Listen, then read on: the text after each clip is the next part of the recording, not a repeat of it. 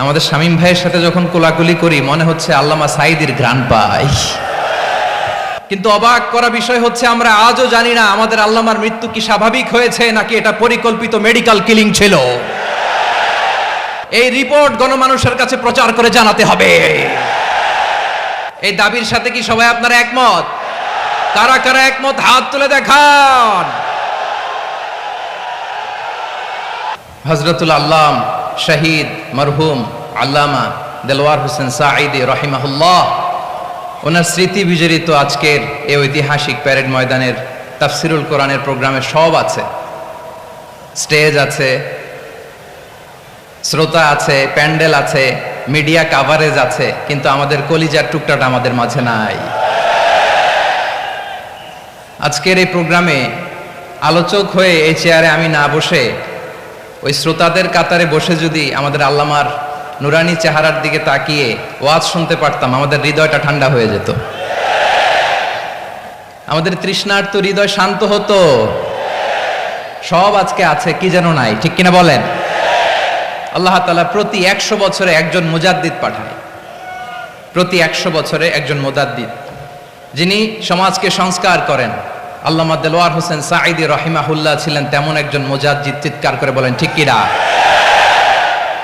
উনি শিরক বিদআতের আস্তানাকে তছনছ করে দিয়েছেন, তাওহীদের বাণীকে সমুন্নত করেছেন, গণমানুষের কাছে তাফসিরুল কোরআনকে জনপ্রিয় করেছেন। আজীবন আজীবন তিনি ইসলামকে বিজয়ী শক্তি হিসেবে দেখার স্বপ্ন দেখতেন। এত প্রাঞ্জল ভাষা, এত চমৎকার আধুনিক প্রেজেন্টেশন, গণমানুষের কাছে কোরআনের তাফসিরকে এভাবে জনপ্রিয় করে তোলার মতো ব্যক্তিত্ব আল্লামা সাঈদী ছাড়া দ্বিতীয় কেউ এই বাংলার ভূখণ্ডে নাই। এই যে তাফসিরুল কোরআন, এই যে টার্মিনোলজি, এই টার্মটাই উনি আসলে জনপ্রিয় করেছেন। আমরা আগে জানতাম না যে এভাবে তাফসির করা যায়, এভাবে scientific indications of the Holi কোরআনকে মানুষের কাছে পেশ করা যায়, এভাবে এত জীবন ঘনিষ্ঠ করে, এত ইন্টারেক্টিভ করে কোরআনের কথাগুলো মানুষের কাছে উপস্থাপন করা যায়। উনি অন্যায়ের বিরুদ্ধে সবসময় সোচ্চার ছিলেন, প্রতিবাদী কণ্ঠস্বর ছিলেন। ওনার আলোচনা শুনলে দেহের রক্ত টকবক করে ফুটতে থাকতো। আল্লাহু আকবার, আল্লাহু আকবার, আল্লাহু আকবার। He was a strong mouthpiece of Islamic revivalism. Islamic জাগরণের স্ট্রং মাউথপিস ছিলেন আল্লামা সাঈদী রাহিমাহুল্লাহ। অনেক দোয়া পেয়েছেন, আমরা পড়েছি, এমন জীবন তুমি করিবে গঠন, মরণে হাসিবে তুমি, কাঁদিবে ভুবন। গোটা বিশ্বকে তিনি কাঁদিয়েছেন।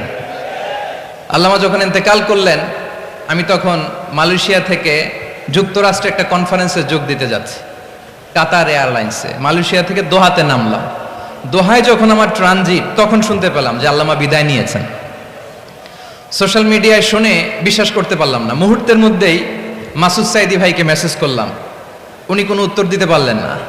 মাসুদ ভাইয়ের সাথে যখন কোলাকুলি করি, আমাদের শামীম ভাইয়ের সাথে যখন কোলাকুলি করি মনে হচ্ছে আল্লামা সাঈদীর ঘ্রাণ পাই। শরীরটা লিটারালি কাঁপছিল, নিজেকে মানাতে পারছিলাম না, বিশ্বাস করতে পারছিলাম না যে আসলে আল্লামা বিদায় নিয়েছেন।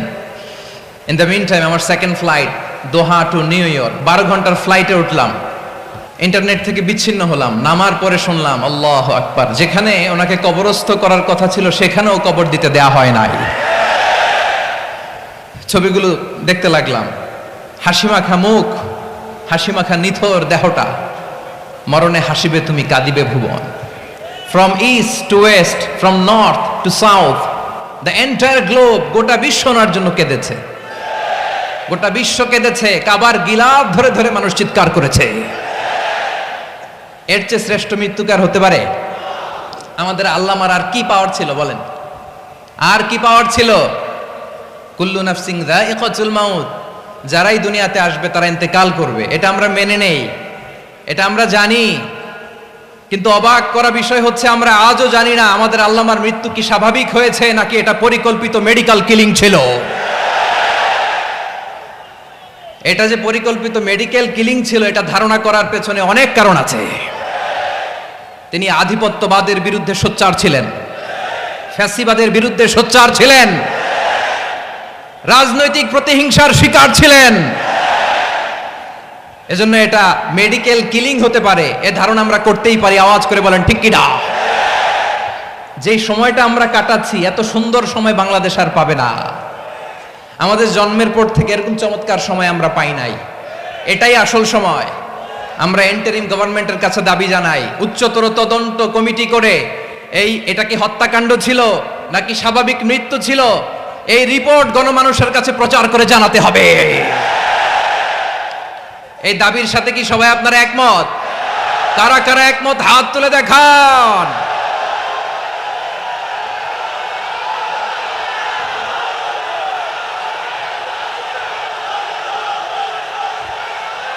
আমার প্রিয় ভাইয়েরা, প্রিয় চট্টলাবাসী, আল্লাহ তাআলা তার এই মুখলেস গোলামকে তার জান্নাতুল ফেরদাউসের মেহমান হিসেবে কবুল করুক। তার জীবনের সকল খেদমাগুলোকে কবুল করুক। জান্নাতুল ফেরদাউসের আলা মাকামে তাকে মেহমান হিসেবে কবুল করুক।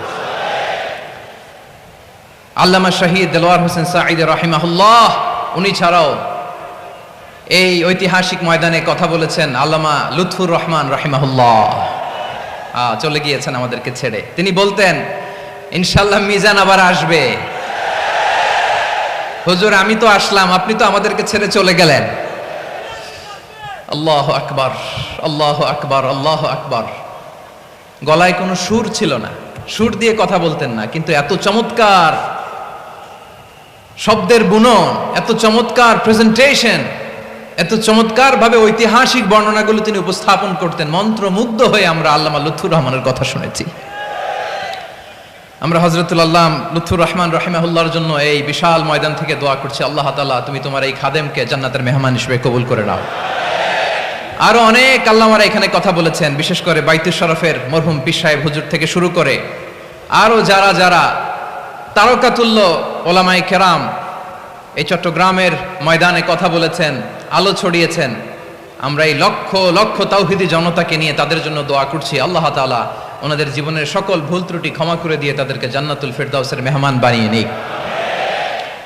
আমরা এই ঐতিহাসিক প্যারেড ময়দানের প্রোগ্রাম থেকে স্মরণ করতে চাই 24-এর ছাত্র নাগরিক অভ্যুত্থানে আমার যে সমস্ত ছাত্র নাগরিক ভাইয়েরা দেহের তাজা রক্ত বিলি দিয়ে নতুন বাংলাদেশ আমাদেরকে উপহার দিয়েছে।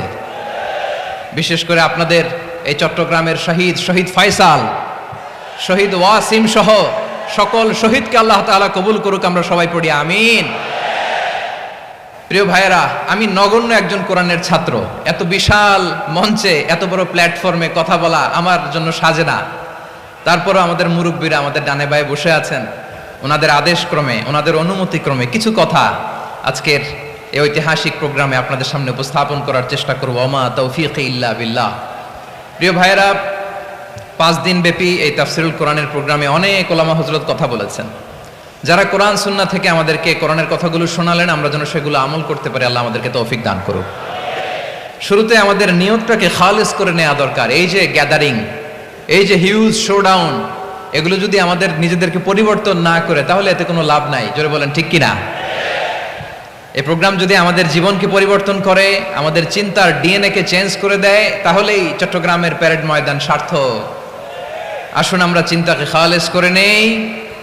আমরা সবাই নিয়ত করি যে যতটুকু কথা আমরা কোরআনের আলোকে শুনবো, আমলের নিয়তে শুনবো ইনশাআল্লাহ। বলেন সবাই।